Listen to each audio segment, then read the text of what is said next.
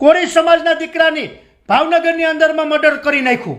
ત્યાં કેમ ભાઈ કોઈ નથી બોલતું? હું આ તમામ કોળી સમાજના આગેવાનનું નહીં કહેવા માગું, ત્યાં તો એકાદો આગેવાન જાવ.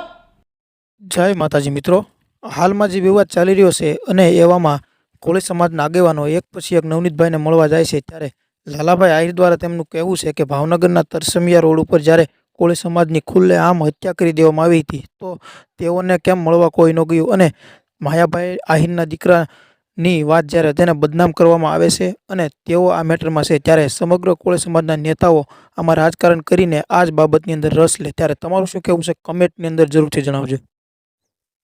કે હમણાં ભાવનગરની અંદર આપણા કોળી સમાજના દીકરાની ખુલ્લેઆમ હત્યા કરી દેવામાં આવી. ત્યાં જાઓ, ત્યાં કેમ કોઈ નથી જતું? ત્યાં કોઈક બોલો, કેમ કોઈ નથી બોલતું? કોળી સમાજના દીકરાની ભાવનગરની અંદરમાં મર્ડર કરી નાખ્યું. ત્યાં કેમ ભાઈ કોઈ નથી બોલતું? હું આ તમામ કોળી સમાજના આગેવાનનું નહીં કહેવા માગું, ત્યાં તો એકાદો આગેવાન જાવ, કેમ નથી જાવ? એટલે મિત્રો, આ રાજકીય મુદ્દો છે, આ રાજકારણ છે. એટલે ખોટે ખોટા આહિર સમાજને સંસરવાની કોશિશ કરોમાં, નકર આમાં ખોટે ખોટા બે સમાજ આવી જાય.